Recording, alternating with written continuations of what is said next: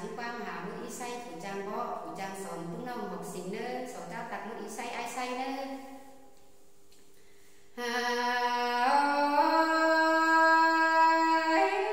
bà khăn bên say bỏ sòn ngũ lan phùng nói đi na chờ phương hồi in mang á bạn mẹ em sườn tên hòa có những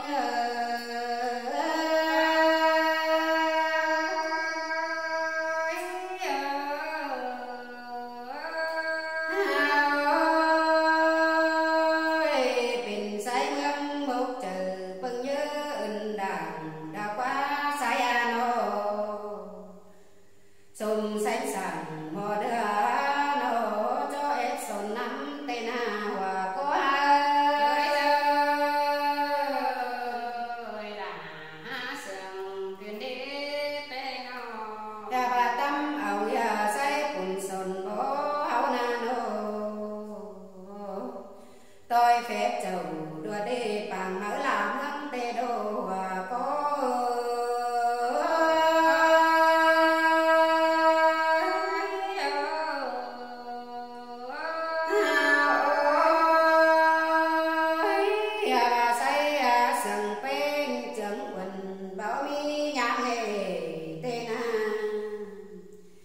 sai có mưa về tìm sự căn bằng chứng mi nổ tê đô và có ai ơi là sương quyền đi bên nó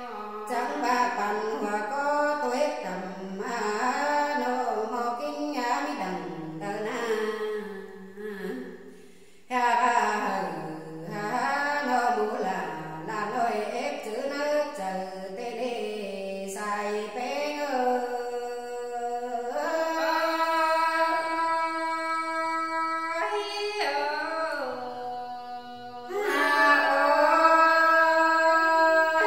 sai có đơn trưởng ba bát tình bát ngư chủ điểm na bé nô lương sẽ nhầm chủ nông ép yếu đông nở tê đi sai bé